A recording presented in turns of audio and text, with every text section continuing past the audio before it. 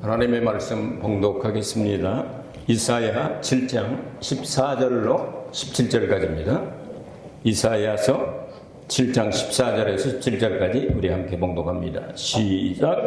그러므로 주께서 친히 징조로 너희에게 주실 것이라. 보라, 처녀가 잉태하여 아들을 낳을 것이요 그 이름을 임마누엘이라 하리라.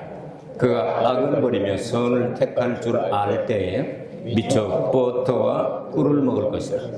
대저 이 아이가 악을 버리며 선을 택할 줄 알기 전에 너희 미워하는 두 왕의 땅이 패한 바 되리라.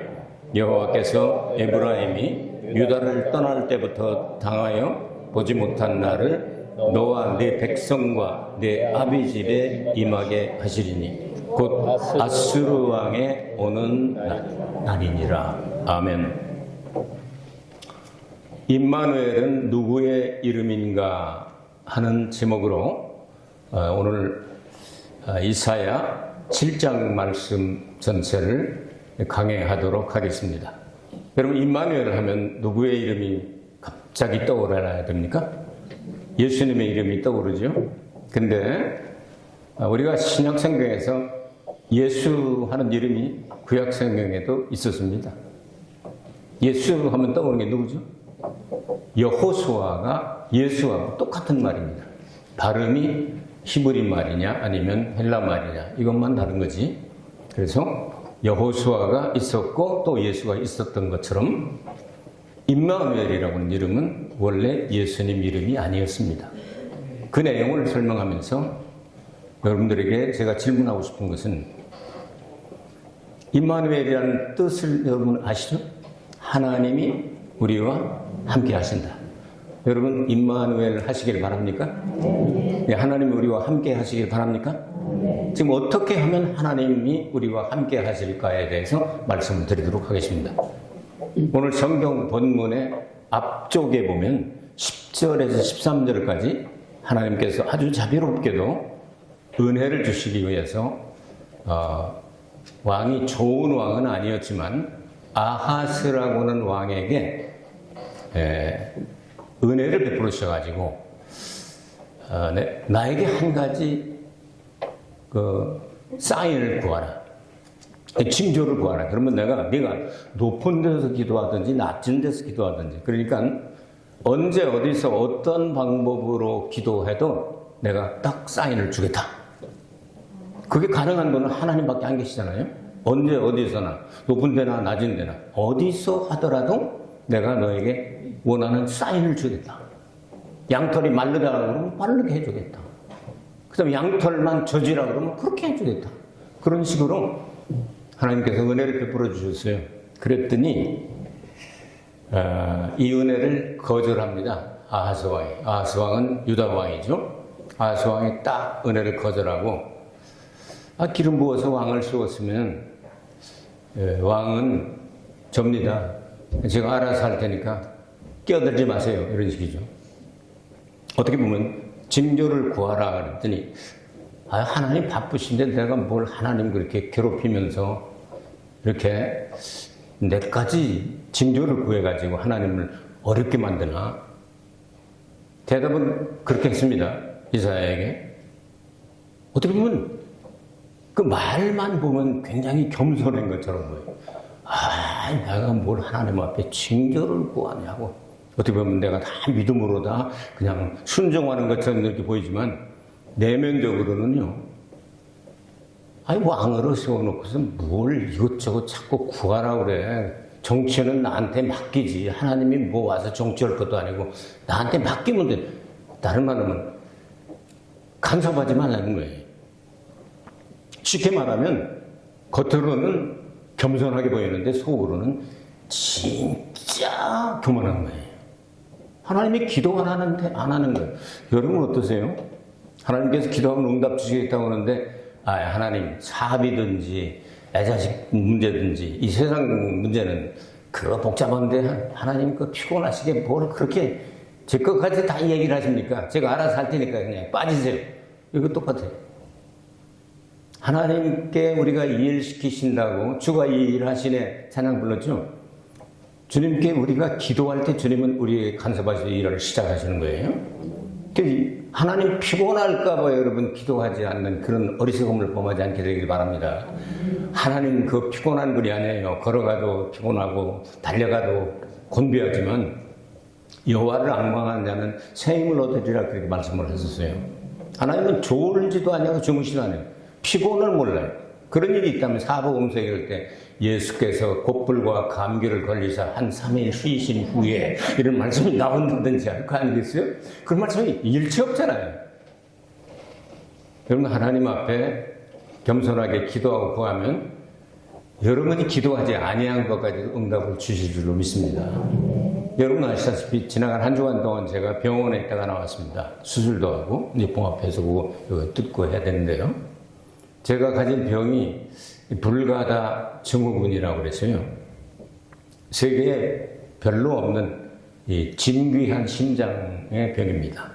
그렇기 때문에 어떻게 손을 댈 수가 없기 때문에 여기 포켓 같은 거를 여기다 달고 다니는 ICD라고 하는데요. 이걸 달고 이제 12년 됐는데 중간에 한 번 이제 배터리 교환하고 했는데 배터리가 좀 남은 것 같았었는데 이제 조금 지나면 또 갈아 껴야 되겠지. 그럼 이제 또 한동안 한 석 달 또 이렇게 크게 움직이지 못하고 잘 보관하면 이제 아물고 이렇게 하면 되거든요. 근데 갑자기 연락이 온 거예요. 원격 장치에서 문제가 발생됐으니까 빨리 와서 입원하라는 거예요. 그래서 입원을 했더니 굉장히 큰 회사고 세계적인 회사인데 지금까지 리콜, 여러분 리콜이라는 말을 들어보셨습니까? 자동차 같은 거 보면 결함이 생기면 리콜 하잖아요. 처음으로 리콜을 해야 될 것 같다는 거예요. 그 열어봐서 이렇게 해봐야 되겠다는데. 그 수술하면서 열어보니까 리콜 해당이 딱 되는 거예요. 그러니까 첫 번째로 리콜이 되는데 그러지 않아도 조금 있으면 이제 배터리 교환 수술을 해야 되는데 작년에 뉴 모델로 나온 거를 딱 1호로 깠다가 저한테 넣어준 거예요. 이거 다 수술하고 저 그러면 갖고만 들거든요. 근데 자기네들이 이거는 이 기계의 결함이 있을 수도 있기 때문에 이건 돈을 받을 수가 없다. 수술비, 입원비, 몇백만 원 하는 거 몽창 공짜로 해가지고 얼마나 갑니까? 이렇게 별 문제 없으면 10년을 간 겁니다. 잘 된 거예요? 나쁜 거예요? 잘 됐다고 생각. 일부 예배에서는 하나님께 막 박수치고 난리가 났을 때요. 이렇게 보면 하나님께 영광 걸립니다.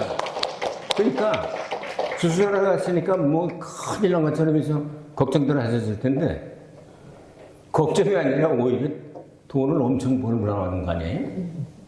그리고 한 주간 동안 성경을 얼마나 많이 읽었는지, 기도를 얼마나 많이 했는지 하나님께서 이런 은혜를 베풀어 주신단 말이죠.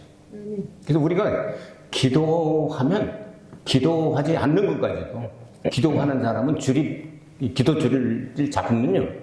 하나님이 그걸 통해 가지고 계속 오르락내리락 하는 거예요. 근데 그 줄을 놓친 사람들은요. 물은 있는데 이게 두레박이 없는 거야. 이걸 기를 재간이 없으니까 물만 보고서 맛을 못 보죠.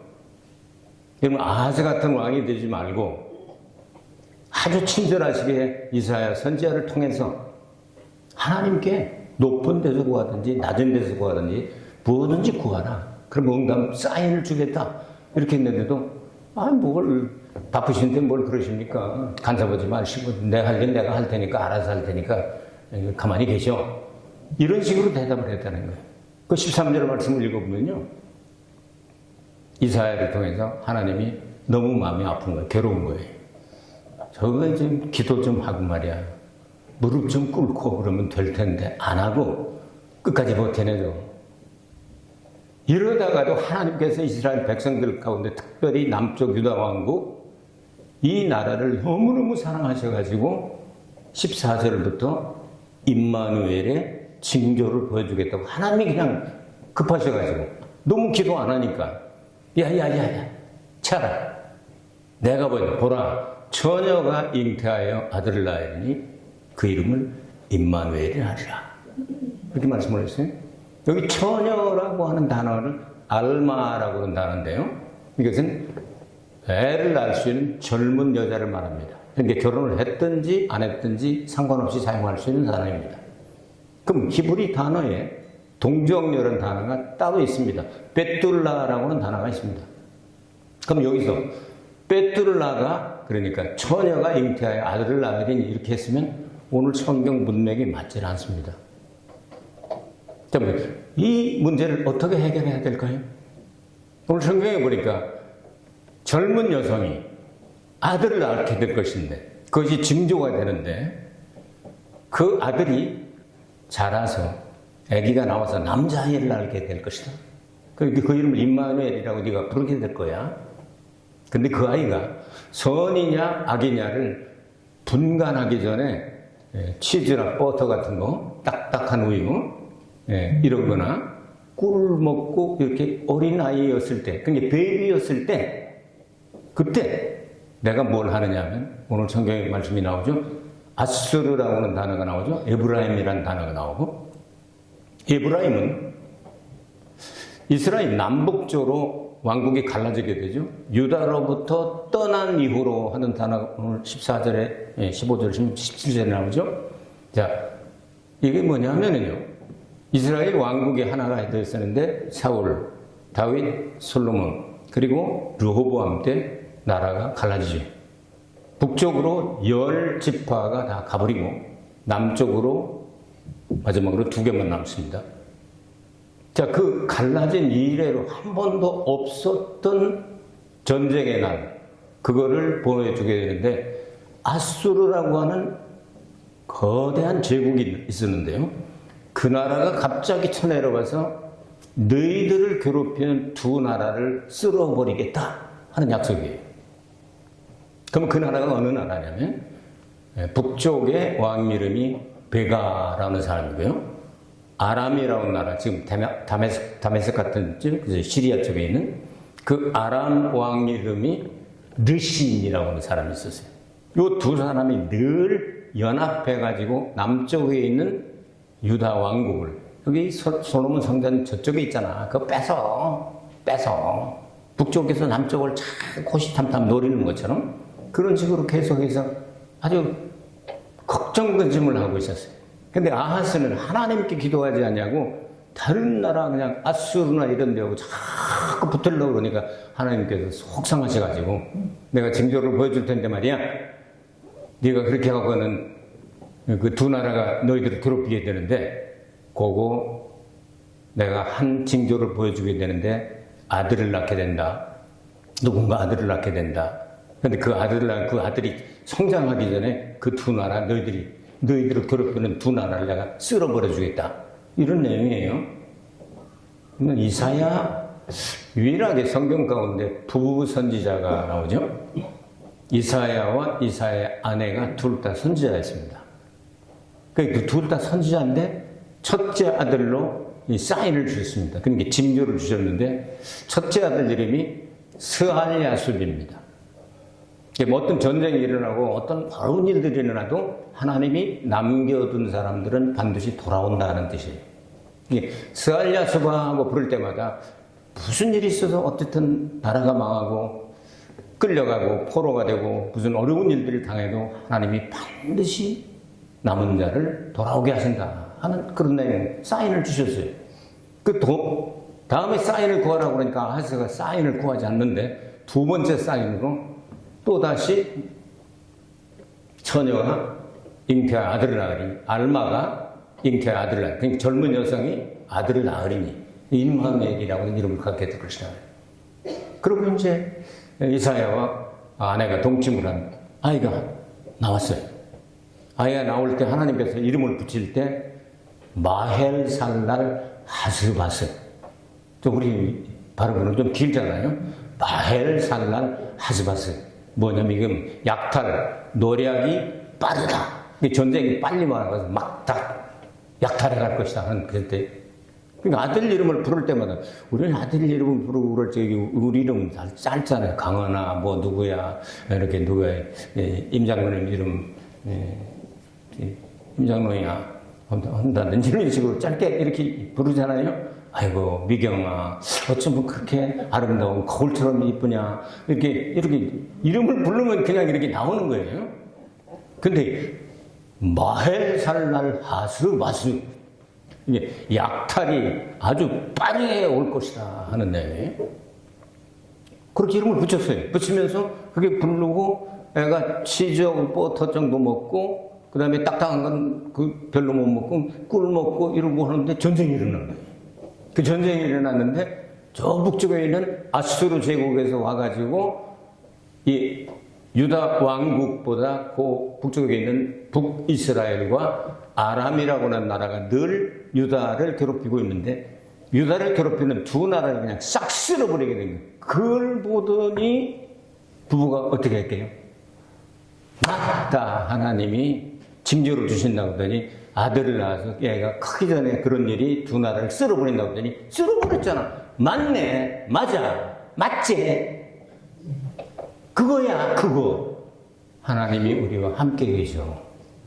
그게 임마누엘이에요. 아시겠습니까? 임마누엘이 이런 이름을 가지고 있다 이 말이죠. 그러니까 원래 이름이 예수님 이름이었나요? 아니면 이사야의 둘째 아들 이름이었나요? 임마누엘이. 성경으로 볼까요? 오늘 성경 말씀은 이건 예수님에게만 해당을 시키면 해석을 할 수가 없습니다. 왜냐하면 임마누엘이라고 부르는 그 이름이 불려지게 될 때 두 나라가 갑자기 망해야만 되는 거거든요. 이게 역사적으로 보면 기원전 734년에 주신 말씀인데 기원전 732년에 아수르가 쳐들어 두 나라를 쓸어버렸거든요. 아시겠습니까? 자, 이런 내용들을 생각하면서 이건 아하, 이중적인 예언이 될 수가 있겠구나. 그래서 성경은 전체를 전부 파악해야 됩니다. 신약성경에 마태복음 1장 21절에 아들을 낳아 예수라 하리니 그 이름을 번역한 즉 하나님이 자기 백성을 죄에서 구원하실 자다. 그리고 더 나아가서 23절에 가면 보라 처녀가 잉태하여 아들을 낳으리니 그 이름을 임마누엘이라 하리라. 그럼 예수님하고 관계 있는 거죠? 그때 사용된 단어가 파르테노스라고 하는 동정녀라고는 단어입니다. 그러니까 구약에도 충족시키면서 신약에도 충족시키려면 똑같은 임마누엘이지만 하나는 젊은 여성이라는 단어를 써야만 되고 신약에서는 동정녀라는 단어를 써야만 이중적인 예언이 완성이 된단 말이에요. 이해가 조금 되셨으면 아멘 하시기 바랍니다. 구약의 여호수아가 발음만 다르지 신약은 예수인 것처럼 여호수아는 이스라엘 백성을 구원해서 가나안 땅에 들어가게 했고 예수님은 우리를 죄악에서 하나님의 나라로 들어가게 하시고 아시겠습니까? 똑같은 사람이 아니죠? 근데 역할이 비슷하죠? 이름은 똑같죠? 그래서 임마누엘이라는 말은 하나님이 우리와 함께 하신다. 구약시대에 하나님께서는 타락한 인간들이 하나님과 함께 할 수 있어요? 없어요? 없어요. 근데 하나님의 말씀을 통해서 하나님께서 함께 하시다가 근데 하나님은 눈에 보이질 않는단 말이야. 하나님이 하신 것 같긴 한데 그렇지. 이사야는 체험을 했으니까 임마누엘이라고 둘째 아들을 이름 불러가지고 그대로 된 걸 아는데 우리는 뭐야? 이러고 있을 때 하나님께서 그렇게 보고 싶냐? 말씀이 육신이 되어 우리 가운데 거하심에 하나님의 독생자의 영광이 나타났는데 독생자 예수 그리스도가 성육신 하셨잖아요.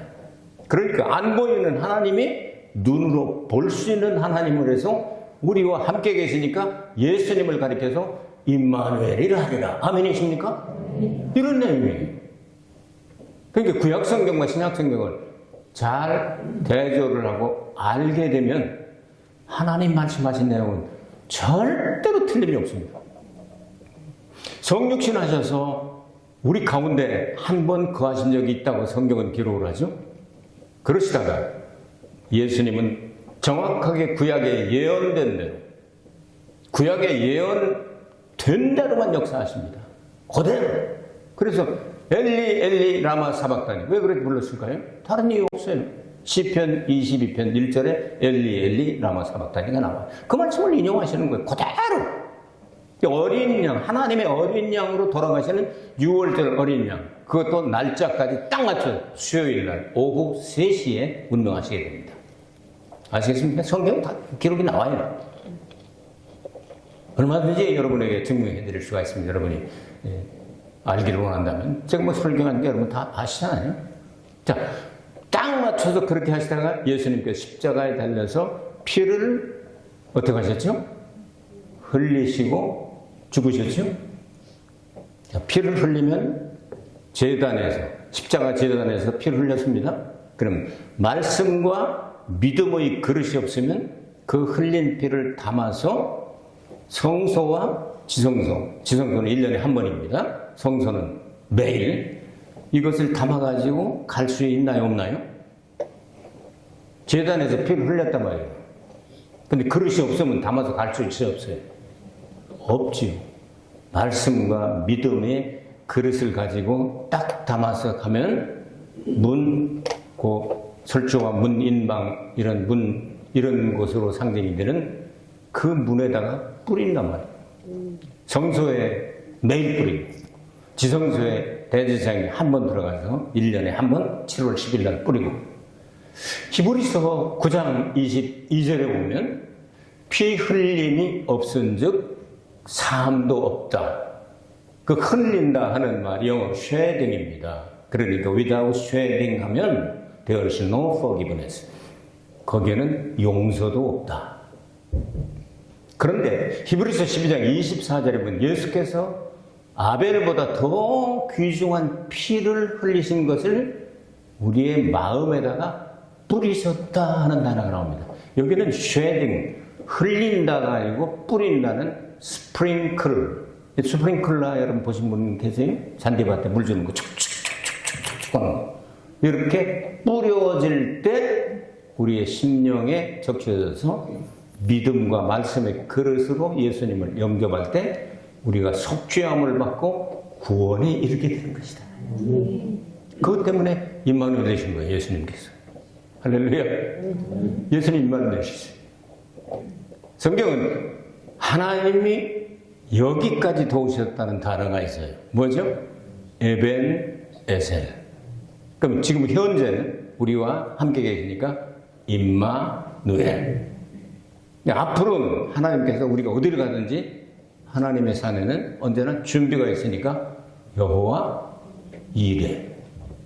여러분 삶이 그렇게 되시길 바랍니다.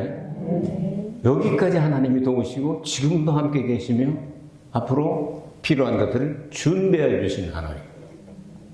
자, 그런데 예수님께서 십자가에서 죽으시고 3일 만에 부활하시고 40일 동안 하나님의 통치에 대해서 제자들에게 특별 교육을 하시고 성령을 받을 때까지, 성령의 권능을 받을 때까지 예루살렘을 떠나지 말라고 말씀을 하시고 40세가 되면 갑자기 야 감람산에 뭘 감람산에 왜요? 할 얘기가 있어. 그래서 뭐였어요? 야, 예수님이 감람산에로 뭐요 하다가 보니까 수많은 사람 가운데 한 500여 명 정도가 모이게 되죠. 거기 될 때 거기서 성령의 세례 권능을 받고 이렇게 사마리아와 땅 끝까지 내일이 증인이 되게 하리라 이런 말씀을 하시고 손으로 다 하시다가 구름으로 쏙 내려오시더니 예수님이 샥 올라가면 그냥 가시는 야 다시 만나 응? 하고 싹 올라가시게 되는 거예요. 천사가 내려와서 갈릴 사람들아 뭘 그렇게 쳐다봐. 예수님은 이렇게 구름 타고 올라가신 그 모양 그 모습 그대로 일본말 하면 아리사마 똑같은 모양으로 여기로 구름 타고 다시 내려오신다. 아멘. 근데 예수님 어디로 내려오실까요? 공중으로 내려오세요. 감람산 위에 공중입니다. 왜? 그것을 데살로니가 전서 4장에 기록을 해놨습니다. 그래서 우리는 또 주님 만날 처소도 난 알 수 없도다. 그건 시적인 표현으로 찬송하여서 나는 모르고 주님께 부탁합니다 하는 의미가 되는 거지 우리는 압니다. 예수님 만날 장소가 정해져 있어요. 성경에. 어디죠? 공중이에요. 공중에서 반드시 만나시길 바랍니다. 딴 데서 만나는 건 예수님이 아닙니다. 예수님은 임마누엘 되시던 예수님이 그러면서 가셨단 말이에요. 가시고 나니까 이거 큰일 났네. 임마누엘이 없어졌네. 어쩌면 좋아. 웃자고 예수님께서 약속하셨습니다. 내가 가는 게 너희들한테 유익해. 왜냐하면 내가 가야 보혜사 성령이 오시거든. 보혜사 성령이 오시면 너희들이 나보다 더 큰 일도 할 수 있다. 성경에 보혜사가 2번 나옵니다. 요한 1서 2장에 보면 보혜사가 셋째 하늘에 계신데 하나님에게 늘 대언을 하십니다. 대제사장이 대신 기도하는 것처럼 우리가 기도할 때 대제사장 대신 예수님은 하늘 보좌에서 아버지께 간구하신다고 말해요. 이 지상에는 또 다른 보혜사를 보내겠다. 또 다른 보혜사, 또 다른이라는 말을 사용할 때 다른이라는 말이 그래서 성경은 신약 성경을 헬라어로 기록하게 해요. 다르다는 말이 우리는 그냥 다르다 하면 그냥 끝나잖아요. 일본도 중국도 다르다 하면 끝나는 거예요. 그런데 헬라어는 다릅니다. 헤테로스가 있고 알로스가 있습니다.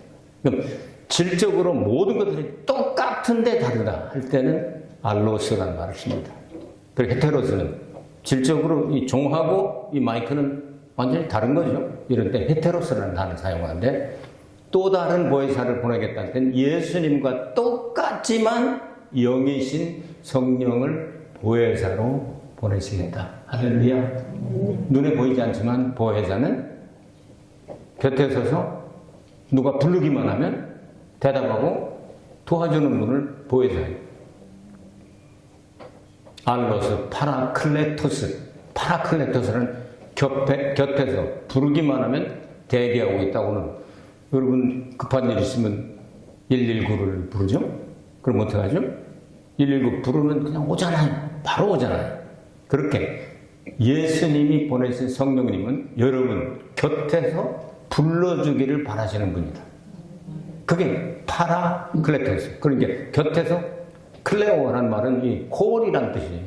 콜. 영어로 하면 콜 한단 말이에요. 파라는 곁에고 옆에서 콜하기를 기다리는 거예요. 이 사업이 좀 어렵습니다. 이거 어떻게 했으면 좋겠습니까? 지혜를 주신단 말이에요. 이거 도저히 어려운데 이 문제 어떻게 했으면 좋겠습니까? 하고 부르는 거예요. 그러면 성령께서 곁에 계시니까 대답을 해주시는 거예요. 이렇게 했으면 좋겠다. 이번엔 이렇게 했으면 좋겠고 이렇게 하면 내가 인도할 거야. 믿으시면 아멘 하시기 바랍니다. 그분이 우리 곁에 계시니까 함께 하세요. 성부 하나님, 성자 하나님, 성령 하나님 믿습니까? 그럼 성령께서 우리와 함께 하시니까 뭐요? 히브리 말로 하면 임마누엘이지 뭐요? 임마누엘. 그러니까 성부와 성자와 성령께서 임마누엘 되셨네요. 아멘. 예수님께서 다시 오시면 예수님 천년왕국 동안 우리와 또 같이 계시니까 임마누엘. 그거 끝나고 나면 새하늘과 새 땅에서 삼위일체 하나님이 영원토록 함께 하시니까 임마누엘. 야, 뭐 그냥 임마누엘이네. 임마누엘이야. 여러분 영원히 함께 하고픈 사람 있습니까? 아멘. 아이고 저 왼수하고는 얼른 끝나야지. 그러십니까? 얼마나 살기가 어려우시겠습니까? 살았으나 산 것이 아니고 예수를 믿고 주님 모신 것이 그 어디나 하늘나라 찬송은 부르지만 아이고 저 왼수 이렇게 하면 그게 천국이 아니고 지옥 같지 않겠습니까? 영원히 함께 하고픈 사람 많을수록 좋지 않겠습니까? 전도합시다. 참을지 하나님은 영원히 우리와 함께 하신단 말이에요. 과거에도 함께 하셨고 현재도 함께 하시며 미래도 함께 하신다는 말입니다. 그게 임마누엘의 뜻입니다. 임마누엘의 이름은 누구 이름입니까? 원래 이사야 7장에 기록된 이름은 이사야의 둘째 아들을 임마누엘이라고 소리친 겁니다. 아, 하나님 말씀하시니까 그대로 됐구나. 임마누엘 하고 소리치는데 그 속에 하나님의 영을 통하여 보라 처녀가 잉태하여 파르테노스가 잉태하여 신약성경에서는 동정녀가 잉태하여 아들을 낳을 때 그 이름은 예수라 하는데 별명이 임마누엘이 될 것이다. 그래서 예수님의 별명 임마누엘 된 겁니다. 이런 내용을 알고 성경을 읽으시면 도움이 될 것입니다. 그리고 주님은 나와 임마누엘이 되신 거야. 내가 힘들 때도 같이 계시고 어려울 때도 같이 계시고 살아있을 때도 같이 계시고 죽어서도 난 주님 거야. 우리 중에 누구든지 자기를 위하여 사는 자 같고 자기를 위하여 죽는 자도 없음. 살아도 주를 위하여 죽고 살고 죽어도 주를 위하여 죽나니 그러므로 사나 죽으나 주의 것이로다. 아멘. 아멘. 살아계신 아버지 하나님 감사합니다. 이제까지 에벤에셀의 하나님께서 임마누엘 되시고 여호와 이레가 되시니 감사합니다.